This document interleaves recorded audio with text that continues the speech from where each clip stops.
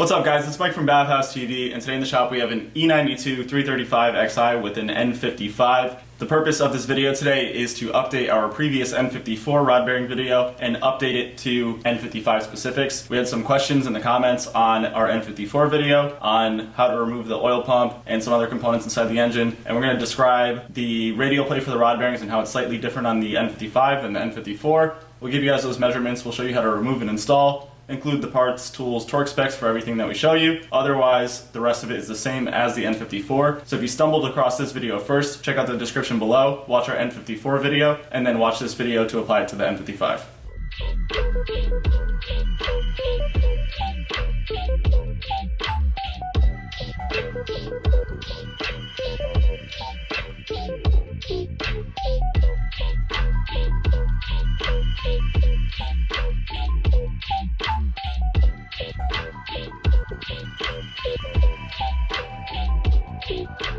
So we're starting with the oil pan off, and some subtle differences that you can see on the N55 compared to the N54 is that the oil pickup tube is built into the deflection plate. So as mentioned in the N54 video, you want to look inside of this pickup tube. There's a screen up here. Make sure that there's no contaminants inside that screen, especially pieces of bell or silicone or random pieces of hardware. If this is compromised at all, replace this girdle and pickup tube piece. We'll link the part number for this just in case you guys need it in the description below. There might be some subtle differences between rear-wheel drive and all-wheel drive vehicles, but overall it should be pretty similar.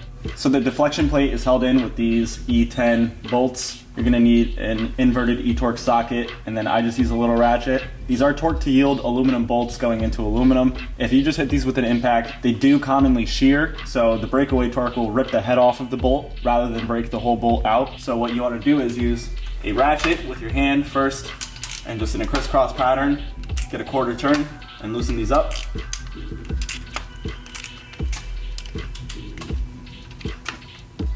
Once you have them all snap free, then you can take an impact gun and just zip them out the rest of the way. We're just using a 1/4 inch. I'm gonna start in the front.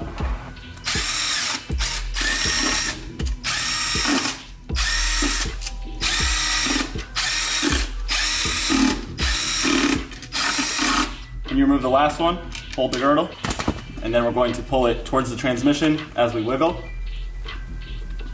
I'm gonna try not to fall like I did in the N54 video. Be very careful as this one is plastic. And then also, you're gonna see some oil dripping here. Have something to catch that oil. The oil pump will have oil in it and it will spill. All right, we're just gonna keep wiggling it out until we get that seal past the sealing surface. This bed plate has a tendency to jump backwards, and you can smash this plastic piece against the transmission or the flywheel, and at that point you'll damage it. So keep your fist behind it. You'd rather punch it than break this piece, but this is the piece. This O-ring needs to be replaced. We'll list the part number in the description below. Next, we want to remove the oil pump gear and the oil pump timing module from the oil pump. If you look at the top, there is this 12 o'clock mounting spot for the gear. Right underneath that 12 o'clock mounting spot is a hole that goes into the pump. You're gonna need to align it and then insert some kind of dowel to counter hold the pump while you rotate it. You can use any of these 4 holes. The orientation of the gear and the pump relative to timing has no relation, so it can be in any position. You don't have to be worried about the location of the motor when you remove this gear. So just get this through. We're using a T45 socket. I'm gonna use a 1/2 inch to 3/8 adapter, and then we're gonna use a large 1/2 inch to break this easy. It is lefty-loosey. This is not a reverse thread. Remove the bolt. This bolt is not one-time use technically. We'll leave the part number for this bolt in the description below. You can also remove your dowel. The dowel that we use is actually just the dowel that comes with the belt tensioner kit. When you get a tensioner, this is inserted, and then you tension up the front serpentine belt, pull this pin, and it adds tension. We just save these to use for this purpose. Next, you want to remove these 2 bolts from the oil pump. These hold the oil pump timing module to the oil pump. They're E10s. We're just using a 3/8 ratchet and a 3/8 socket. They're not in there incredibly tight, I think like 10 Newton meters or something. We'll give you the specs in a bit. These do not come in the oil pump bolt kit. You do have to buy them separately for some reason. So we'll include the part number for these in the description below as well. And the quantity for them is 2.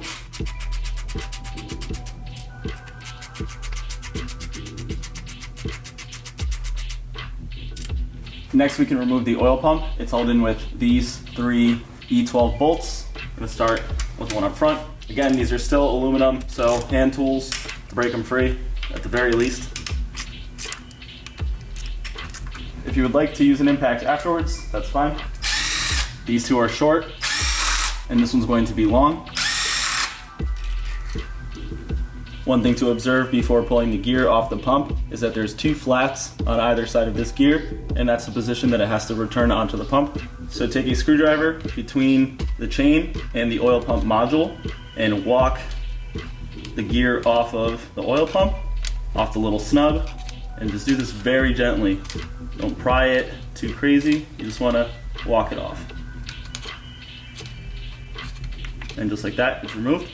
The oil pump is still held on with dowels press fit onto the pump and the block. What you're gonna do is take your hand and put it behind the pump here and up front and just give it a wiggle. Some oil will spill out, so have a catch can.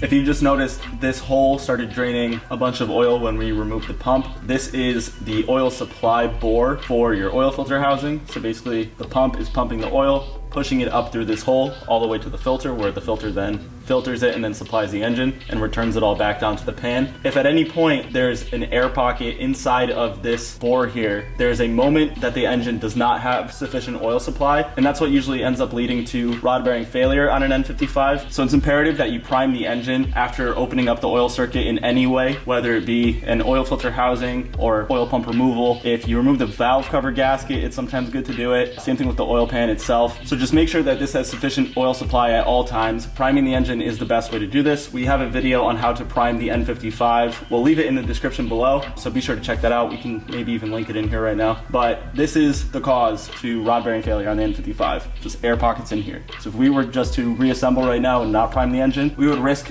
causing significant damage to the new rod bearings that we're just about to install. So at this point, we're ready to exchange our rod bearings on this N55. You can follow the procedure from our N54 video pretty much to a T. It is exactly the same except for the measurement for the radial play of the rod bearings. The radial play for the N55 is slightly larger. There's more room than on the N54. So as mentioned in the N54 video, the N54 rod bearing radial play is 0.025 millimeters to 0.061 millimeters. And on the N55, the connecting rod radial play is 0.025 to 0.071 millimeters. So just a little bit larger, you have a little bit more room to play around with, but make sure you're within those measurements. If you're still within the N54 measurements, that's obviously ideal, but you do have slightly more room with the N55 in terms of rod bearing radial play. So once we get the rod bearings done, we'll come show you guys how to reassemble the oil pump and the pickup tube / girdle on this engine, and anything other than that should be exactly the same, and you can just rewatch that N54 video using the tips that we showed you in this video to apply to the N55. So we just finished up with our rod bearing service on this N55. One thing that I want to mention to you guys specifically on the N55 compared to the N54 is that the cylinder 6 area is a lot easier to work with on the N55, as the pickup for the crank position sensor is now on the flywheel and not mounted to the crankshaft itself as it is on the N54. So on the N54 there would be this big toothed part of the crankshaft here, and it's a lot harder to work with. There's a lot less space, so that makes it a lot easier. Another thing that I want to mention to you guys is that these rod caps all say G7 on them, and if you read left to right towards the transmission is the way that they're always going to go. So when you put these back up, just make sure that G7 is written towards the rear of the car, and you can always get the caps in without having to really look at the sides of them. So the next thing we're going to do is install the oil pump. You're going to need this kit. It's part number 114121653973. So now we're going to install our oil pump. We're going to locate it onto those two dowels first. Wiggle it back into place. And then in my hand I have the new M8 by 123 bolt. This one's gonna go up into the top corner. Now, one thing to know about the N55 compared to the N54 is that the mounting point for this bolt is longer than on the N54. So where the N54 would have two matching bolts that are both M8 by 31 millimeter, the N55 has a M8 by 37 millimeter in the back and then a 31. So the 37 millimeter on the N55 is now a darker color. So this is like a dark gray compared to a silver. This one is the 37 millimeter and it goes back up here. And then the M8 by 31 bolt goes in on the bottom. Next, we're just going to tighten these up by hand until they sit flush against the pump.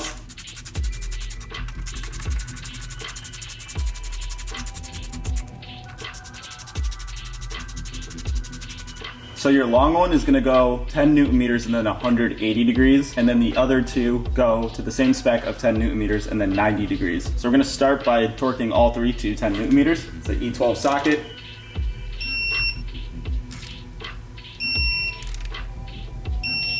Next, we're gonna do the 180 on the long one. The order you do this in does not really matter, just as long as the torques and angles are done together.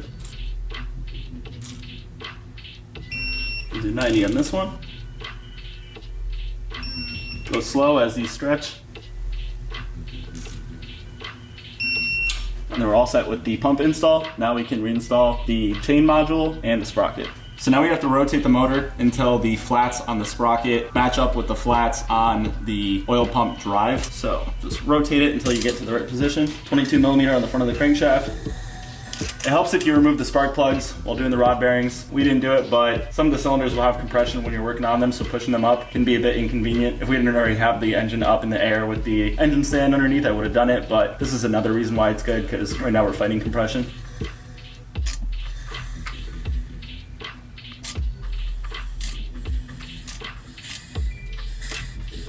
Okay, should be right around there. Once you have the sprocket in alignment with your oil pump, you're going to take your dowel and put it into the bottom hole, wiggle your sprocket back onto your pump, and then now we're going to grab our new bolt. Again, BMW does not recommend replacing this bolt, but we always do. This is the part number for the oil pump bolt, part number 11417520-144. We'll leave it in the description below. Just going to install it. The torque spec on this bolt is 20 Newton meters and then 45 degrees. Next, we're going to reinstall our pin. And then this is going to be torqued with a T45 torque socket to 20 Newton meters. And then next, we're going to do 45 degrees. You can remove your pin. Next, you're going to reinstall the two oil pump chain module bolts. These are one-time use aluminum bolts. Do not try to reuse them. They also do not come with the oil pump install kit for some reason, so you do have to buy them separately. The part number for these bolts is 114175-49370. We'll leave the part number for this in the description below, and the quantity you need is 2. We're just going to screw these in by hand. We don't have a torque wrench that will register this low, so we're just going to do it by eye. You probably get the 4 Newton meters on a torque wrench, but the 45 degrees, we're just going to do a half a 90. These are E10.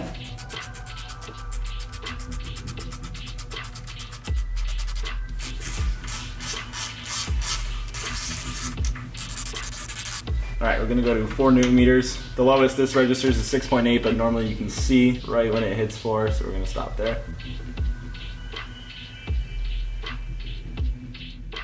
All right, now we need to do 45 degrees. So using the bed plate as 12 o'clock, we're going to set up like right about here. And then 90 degrees is gonna be about here, so we're gonna go halfway. Right about there. Same thing with this one. Bed plate, 12 o'clock, 90 degrees on the slant, so right about there. Next, we're going to reinstall the bed plate / pickup tube. We have to replace the O-ring on the pickup tube. This is part number 114175277092. Again, this part will be in the description below. So we have our new O-ring on. I'm gonna push it in. Just lubricate the O-ring a little bit. I just used some of the oil that was just sitting down here, kind of leaking off the engine. Another thing is, don't try to clean this bed plate. The way that the oil interacts with the plastic just makes it super sticky, so you'll lose your mind trying to clean it. Just leave it how it is and put it back up. Next, we're going to take our M6x30 bolts that came in our oil pump kit and reinstall them. Again, only use new bolts here. You do not want to reuse your old ones. We do see these frequently broken from people who tried to be cheap about it. It's not the place to be cheap about it.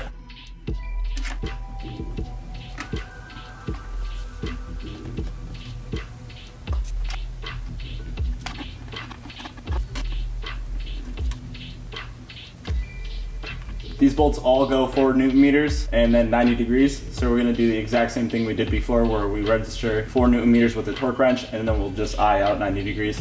So we're gonna start just on one of these and just go until you hit 4 Newton meters.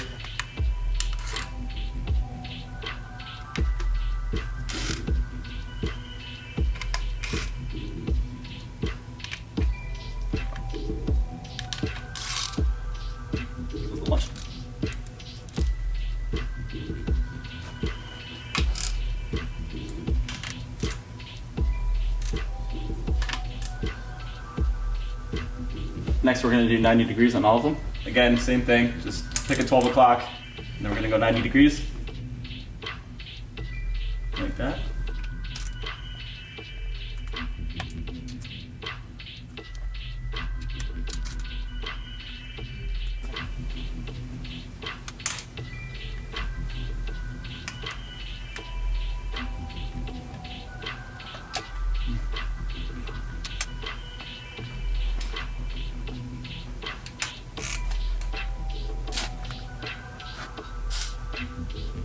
So at this point, we're all set to reinstall our oil pan and reassemble the car. We're gonna show you guys what our old bearings look like and also talk about the specs a little bit. We ended up using 9 bed plate bolts. The kit comes with, I think, 5 extra, so something like 14, 15. Again, this configuration is specific to the X-Drive, so if you guys have a rear-wheel drive model, it might be slightly different, but the oil pump kit does include all of the necessary hardware to do it on any of these engines. So as long as you get the right kit, then you should be able to have no issues doing this. It might just visually look a little different.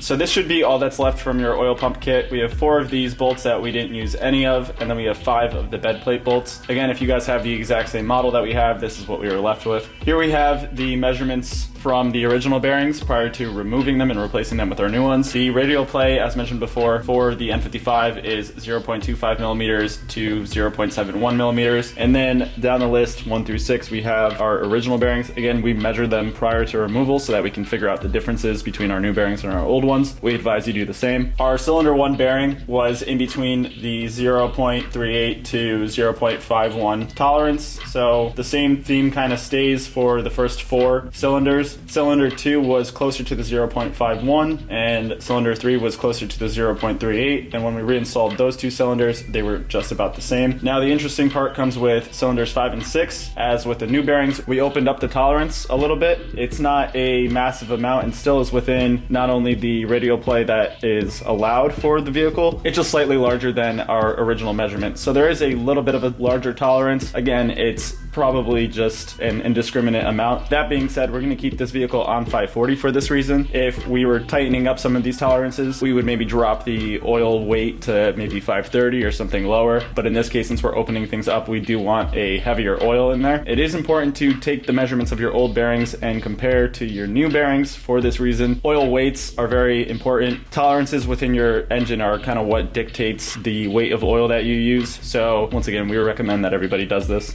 So here are the bearings that we removed. First off, shout out ECS Tuning and Turner. Mike and Tyler over there were really cool about sending us their organizer super quick while we were in a pinch. This is for the S54, so you can ignore all the other information. It was just a 6-cylinder bearing organizer. As you can see, we do have a decent amount of damage. This vehicle is at 110,000 miles. Pretty respectfully owned, no bolt-ons. It just recently got a tune, but not beaten on since the tune was there. And there is some significant damage to at least a couple of these bearings. The first cylinder definitely consuming something at some point. We're going to show you guys in detail some of the bearings here, definitely focusing more on cylinder 1. Bearings look like they were contaminated with something. In this case, it looks like a foreign particle or something that got caught in between the bearing and the crankshaft journal. Luckily, the bearing did take the damage and consumed it, but this is the type of damage that over time, if something else were to happen, would spin a bearing. So it is a really good thing that we caught this at this moment and we're able to replace the bearings and remedy this issue without any damage to the crankshaft and also without spinning the entire motor to find out that this issue was there. So this goes to show why preventative bearings are a maintenance item. Even on the N55, where now people are starting to think, well, maybe they don't have as many issues as people claim. With any of these engines that have these softer bearings, at least once through the life cycle of the vehicle, we definitely recommend that you guys do these bearings. Check them out. You really don't know what's in there until you get in there. This car showed no signs of any damage to these bearings, and Blackstone tests all came back really positive, and in this case, there was damage done. I'm gonna have Justin pop the camera off the tripod and show you guys these bearings in detail. So obviously cylinder 1 has all this pitting, and this is from something being consumed by the bearing. And then the rest of the cylinders have varying amounts of wear. You can see some deeper scratches, again from something kind of interfering with the bearing and damaging the material. So if you can catch these with a fingernail, that's generally the consensus of you needed to replace them. In this case, some of these aren't so bad, but with the overall wear, and especially with that cylinder 1 situation, this bearing job was absolutely not in vain, and this car is absolutely going to benefit from this bearing job. So that should answer all of your questions regarding the differences between rod bearing jobs on an N54 and N55. Again, if you guys are doing rod bearings on an N55, be sure to reference both the N55 and N54 rod bearing videos to get the full lot of information to properly do this on your vehicle. All of the parts, tools, torque specs that we used in this video specifically will be in the description below. But if you guys are looking for more of the parts, tools, and torque specs that may not have been mentioned in this specific situation, as we didn't show you how to do the actual rod bearings for the N55, go back over to that N54 video and all of the lot of information is there. The description on that video is full of all of the information necessary to do this, so it might be valuable for you guys that are doing this job on an N55 to check out that N54 video in its description. Be sure to check out the rest of our channel. We have tons of videos about BMWs. If you guys are interested in any of our content, then be sure to subscribe. We're constantly posting more. As always, thanks for watching BavhausTV, and we'll see you in the next video.